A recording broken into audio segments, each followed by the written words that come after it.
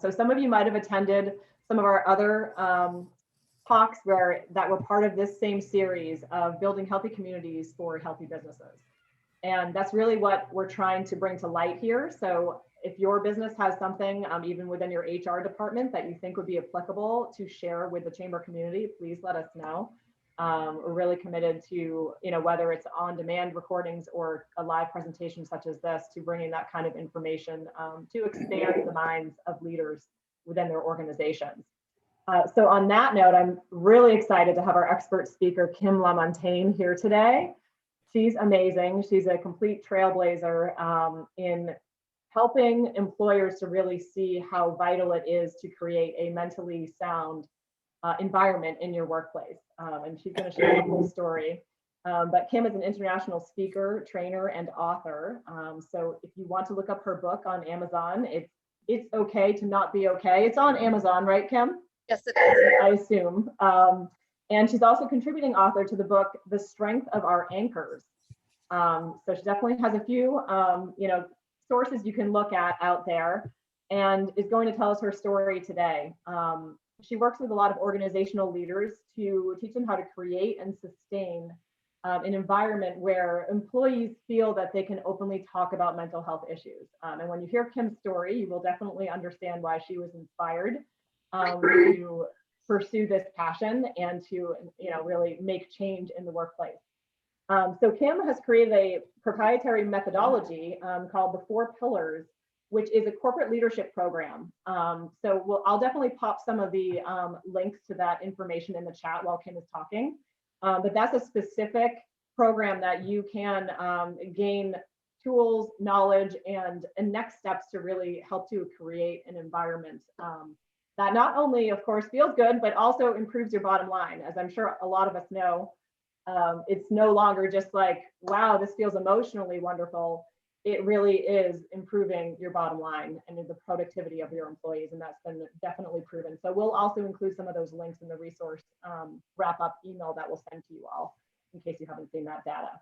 But without further blabbing, I'm going to pass it over to Kim to share her insight with us. We're going to do that just format-wise to set the stage for you guys. It will be about 20-25 minutes of Kim sharing, and then we're going to go into breakout discussions thereafter. We'll come back together as a group at about 12:50 to share just key takeaways, and then release you to the rest of your day.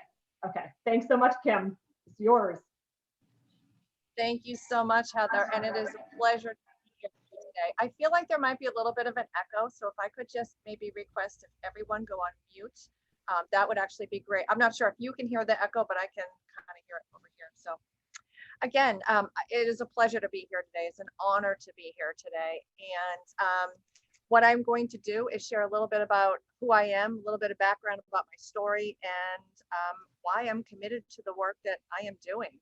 So without further ado, up on your screen, that's 3 versions of me.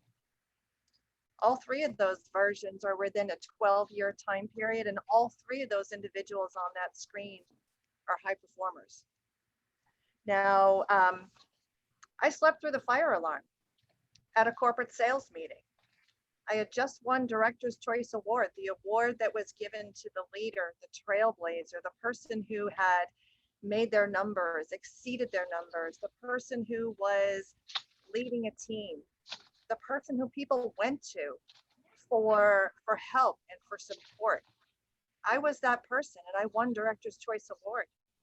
And that same evening, I had gone out with my coworkers to celebrate like we always do at Business Development Sales Summit.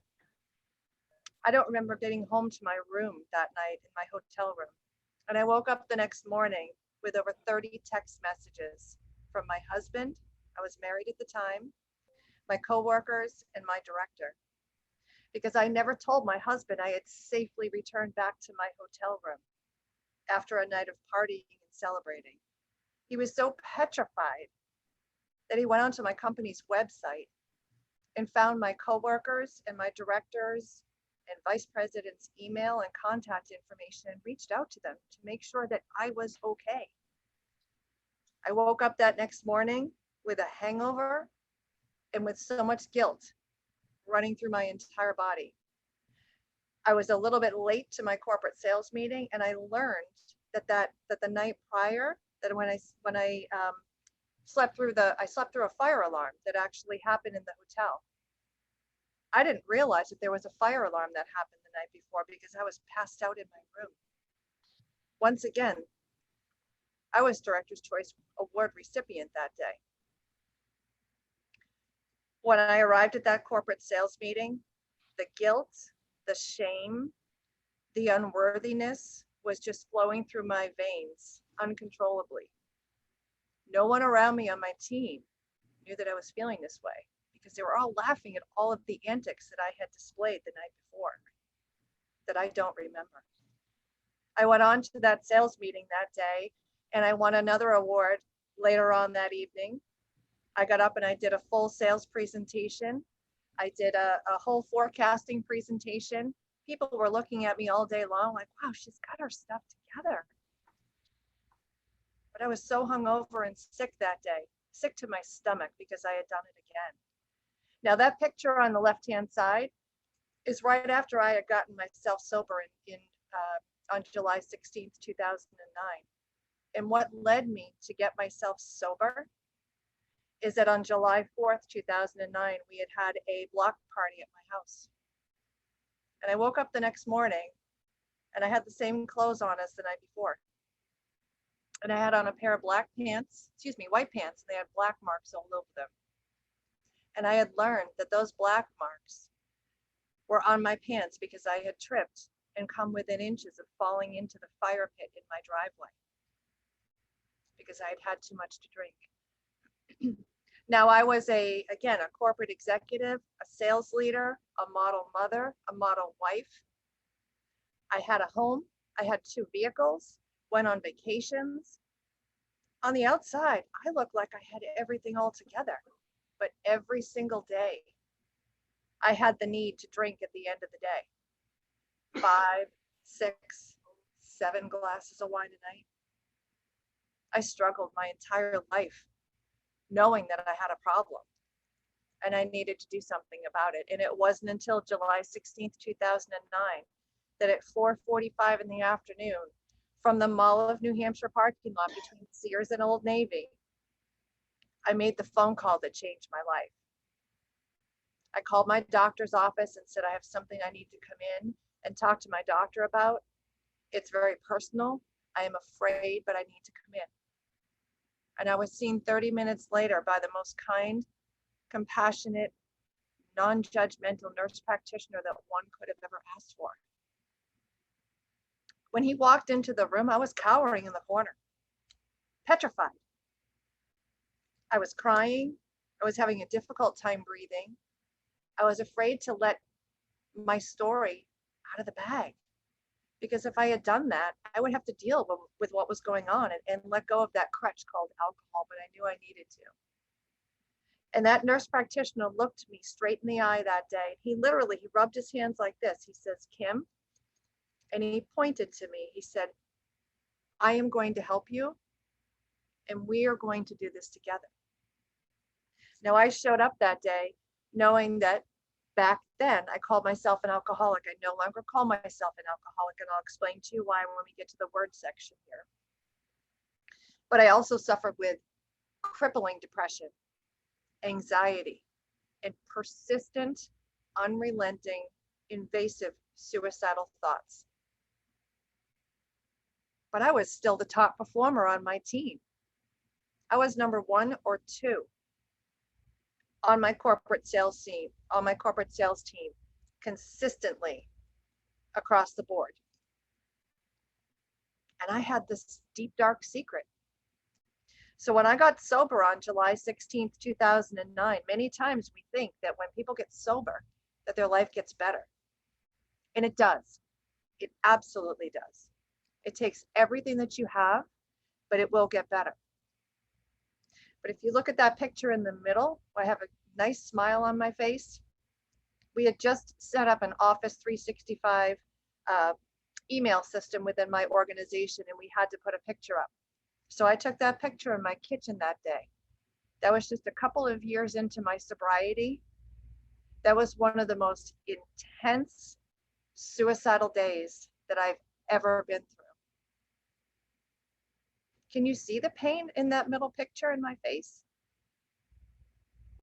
You probably can't, because I was a master chameleon, hiding the fact that I was struggling so badly behind my smiles. Because even though I was sober in that little picture, I never told anyone other than my family. I never said a word to anyone in the workplace that I had experienced issues with alcohol, that now that I'm getting sober, I'm getting sicker in my mind because I have nothing to help me through called alcohol. So I kept it a secret throughout my entire sobriety, which was probably one of the worst things I could have done. Because in 2015, I actually got to the point where I had a plan, had a text message all ready to go to my local police department, asking them to come in, letting them know what they're going to find when they come into my house. I had it all planned out. I had the means and everything. Obviously, I didn't go through with it, but I wanted to end my life because every single day was challenging for me to get through. And then I started actually sharing my story in 2016. I started speaking for the National Alliance on Mental Illness in our own voice program, started sharing my story of recovery. And more people were stepping forward and saying, me too. In two instances that really, really hit home for me, that really illustrated to me that I need to get out there and share my story. And said in 2017, my vice president had noticed, she still didn't know my story, but she had noticed that I had started to little pieces of putting my pieces of my story out there. So she asked me to speak at one of our sales summits in 2017 and talk about mental health in the workplace, which I did. But then I also shared my story with my coworkers. 35 of them were in that room that day. 2 vice presidents, 3 directors, marketing, business development. I talked about the day that I almost took my own life. I talked about the day that I almost fell into the fire pit. I talked about the day that I finally found the courage to say I need help. No one moved when I was talking about my story because everyone was waiting for the next word to come out of my mouth because no one knew who I was describing. But 8 of my own coworkers stepped forward after I shared my own story and said, I suffer too. On that day, I gave my work family permission to say that they're not okay. The following year, I was a presenter at the Houston Healthcare HR Association conference in Houston, obviously. There were 150 senior vice presidents of talent development and HR at this conference. And I was the first speaker of the day, and I got up and I shared my story. The good, the bad, and the ugly. 13 senior vice presidents over the course of that 2-day conference approached me, took me aside, put their hand on my shoulder, and said, thank you. I saw so many pieces of myself in your story, and I thought I was all alone. That's when I knew. We're not immune when we're at the top. If anything, we're more vulnerable. And in those 2 particular instances, by me stepping forward and sharing my story, that's 21 people who came forward just by sharing my story twice. That's when I really knew that I needed to do this work. While I'm doing this work, I've been actually speaking, teaching, and training in workplaces. On April 1 of last year, I got the courage to step away from my full-time corporate job that I was balancing while I was speaking, teaching, and training. And on April 1 of last year, I walked away, left my entire corporate paycheck on the table, and I started Kim LaMontagne LLC because I learned 5 critical things from sharing my story.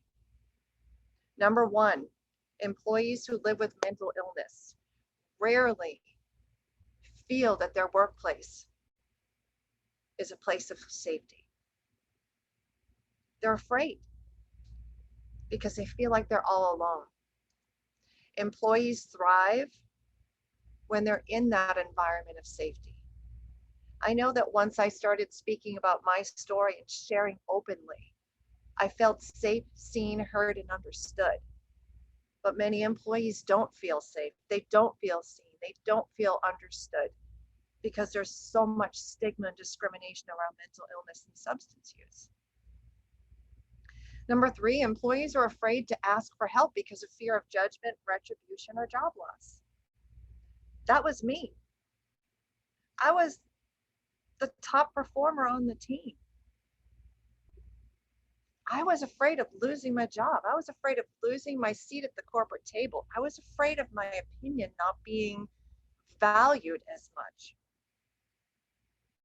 So I stayed silent from 2009 until 2017 because I was afraid during that time frame to talk about it.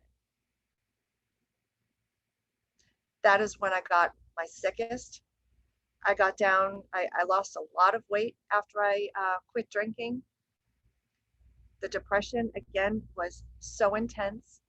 I was almost hospitalized because I'm 5'7" and I got down to under 110 pounds. And my doctor said, if you don't eat, we're going to feed you.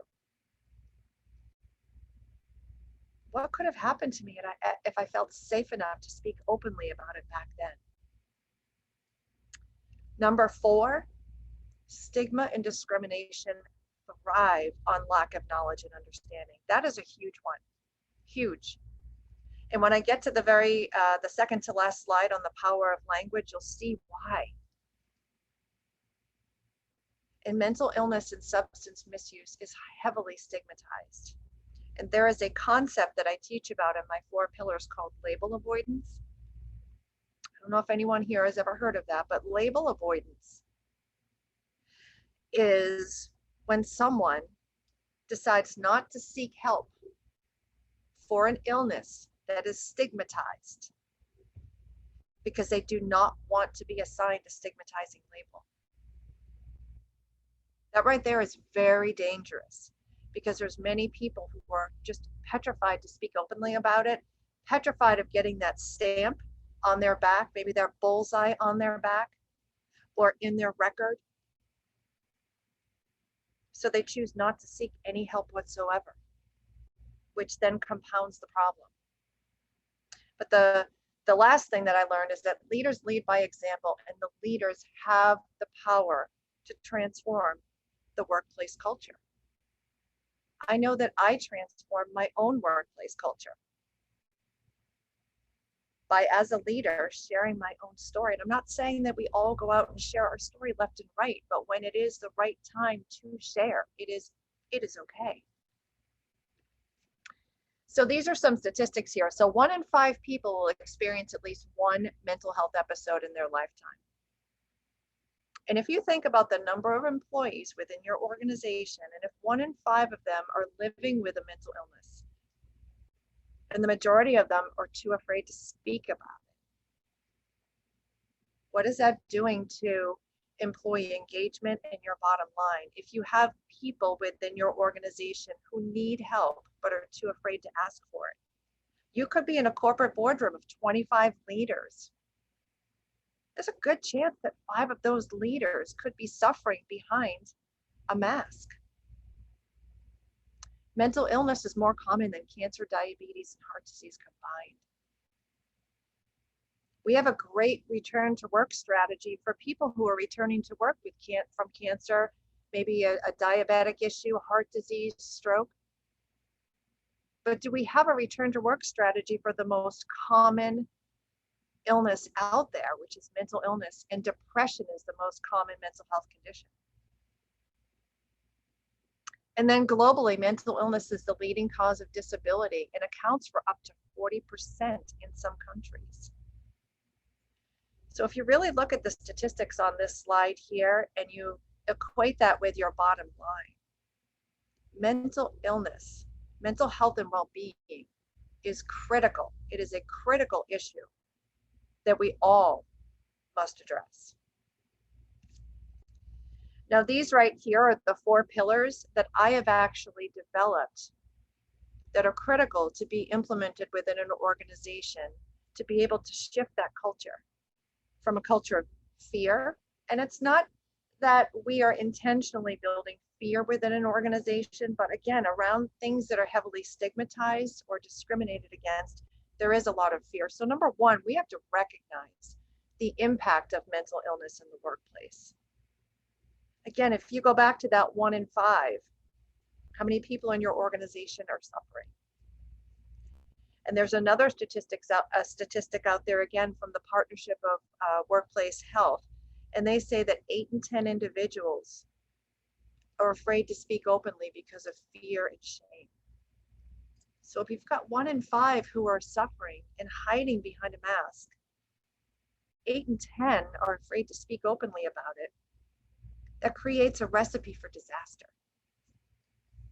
The second pillar that I've identified is really sharing that lived experience to bring that human connection to mental health. Had someone shared with me, or had I heard stories of other leaders, of other people like me who are experiencing issues with alcohol or mental illness, I might not have felt so alone.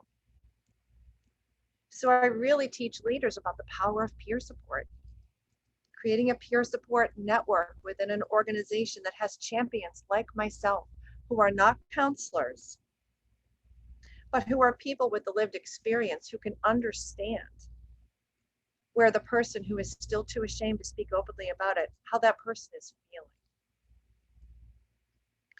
The third pillar is to change the perception of mental illness, and that's stigma, discrimination, how we speak to employees in the workplace, the type of return to work strategies that we put in place to support people when they come back.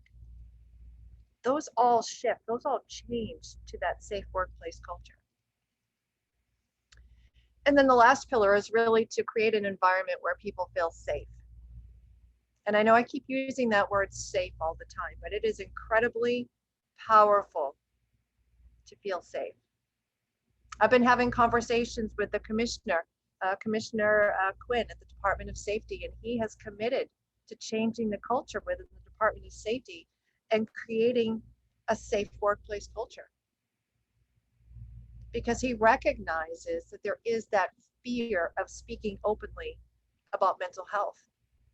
He further recognizes what happens when we don't speak openly about it.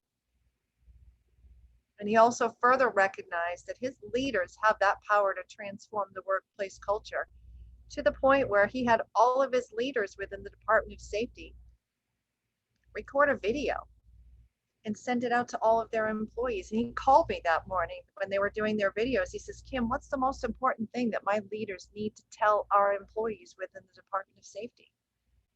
I said, the most important thing that your leaders need to say is that we are building a culture of safety where you can speak openly without any fear of retribution, job loss, and zero judgment.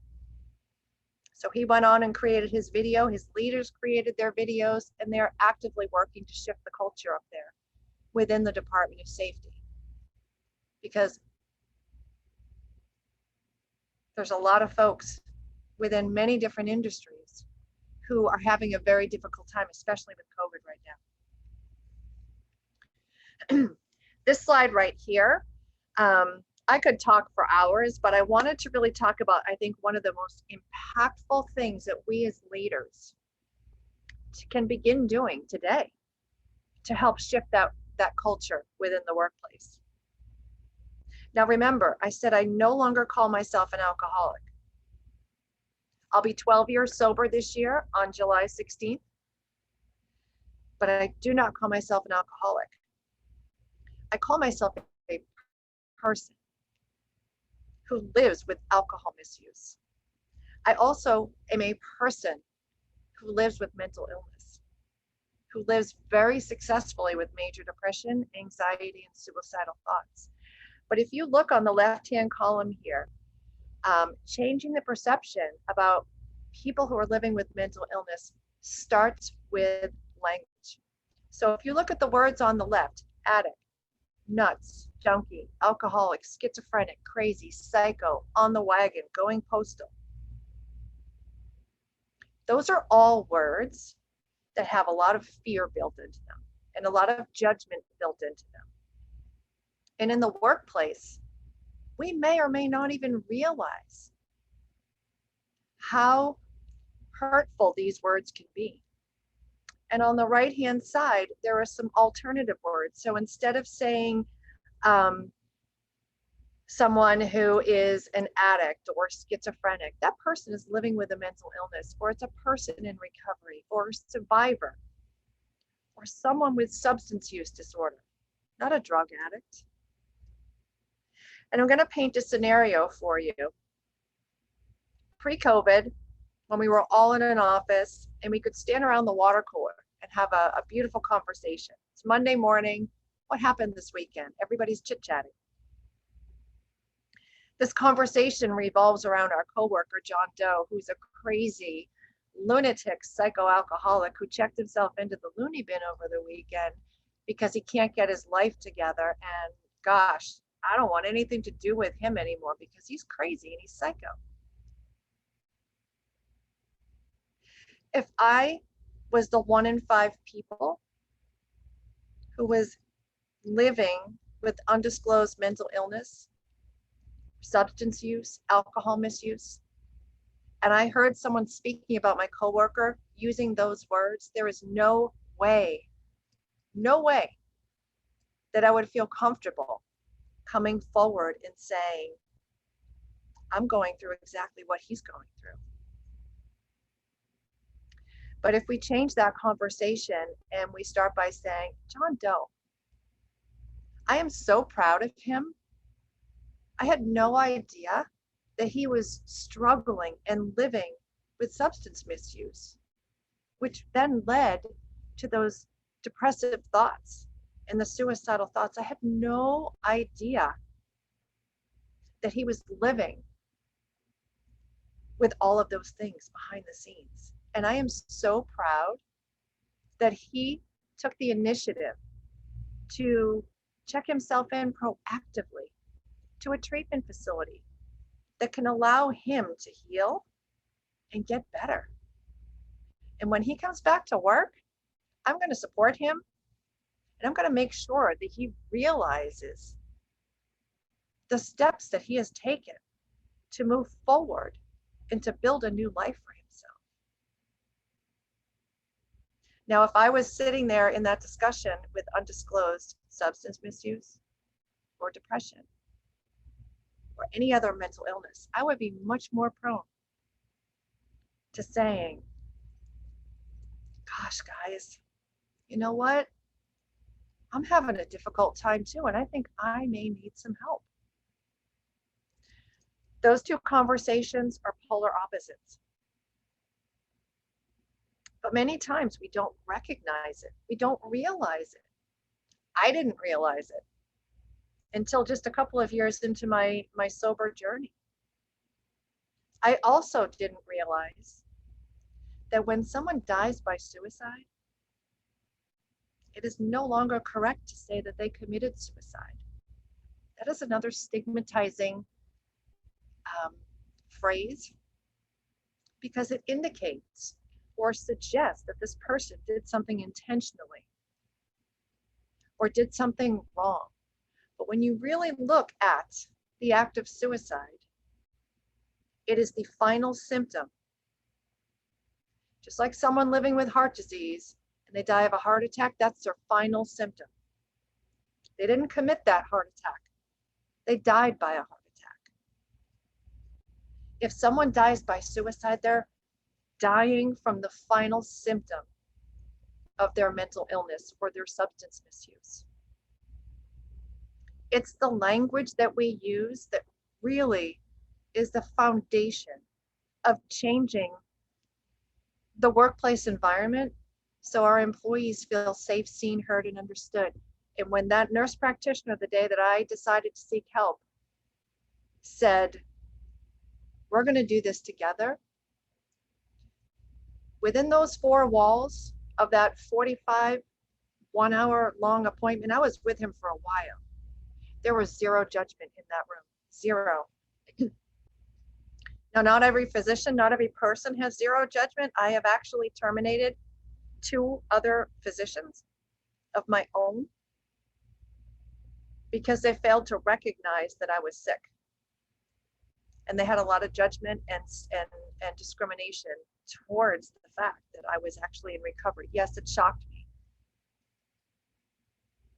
And us as leaders, it is critical right now to employee engagement, to the bottom line, and to the health and well-being of our own employees, to recognize and to be able to start changing the way we speak about mental health and well-being in the workplace. And it really starts by training our leaders to be able to fully understand what mental illness is, what it is not.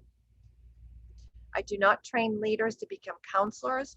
I train them to change their language, to understand mental illness, to recognize and implement the tools that I have created to be able to help them shift that culture, and then also build a healthier, more supportive and open workplace environment. So I know that I'm coming up on time here. My goodness, I could talk forever. But I will tell you that another critical thing that I have learned is that the most powerful organizations make it possible for people, for individuals to remove the mask of fear and shame and speak openly about mental health in the workplace. 100% critical. We have to recognize that our employees are an entire employee, not just physical, but physical and mental together make up a holistic view of that employee. So this next slide has my contact information on it. I know that we're going to go into some breakouts and then have some additional discussion, but I'll certainly leave this up on the screen. But that is the abridged version of my story. And now you can see why I'm so passionate about changing the culture of mental health and well-being in the workplace, because I didn't need to suffer all those years. And I feel that it's my responsibility to share my story and to reach back to those people who are still in the fire, in the darkness, wearing that mask, and let them know that you are not alone. You matter. Whether you're a leader, whether you're the CEO, a director, a senior leader, or you are an entry-level position, you all matter. And that right there is one of my most critical messages. So I'll stop right there. I know, again, I could go on forever, but I know we have a certain amount of time, so. I could listen forever as well, Kim. Thank you so much for sharing your powerful story. It really is moving. So at this point, we're going to go into breakout discussions. We are going to put some questions on the chat for you guys, but of course, these are meant to be free flowing, but just as a guide, a couple of things to consider and discuss. One of the, picking up on Kim's last part of the presentation, how can leaders normalize the conversation about mental health beyond, changing those terms, try to expand beyond that, and kind of consider how do we normalize those conversations. The second question will be, how are leaders in your organization, or you could just, if you want to speak generally, depends on your comfort level, but how are leaders equipped to navigate mental health? Because a lot of you read some of Kim's blog, and it's really very focused on the leader is critical in setting this environment. It needs to come from the top to bottom. The third step is, what steps can be taken to create a safe work environment? You can either discuss steps that have been taken in your organization that you have seen, or if those don't exist and there's still a lot of progress to be done, steps that you could foresee your organization taking. So I will put those on the chat, so you'll have them right in front of you, but we're going to go into breakouts. So just accept your invite and we'll see you back.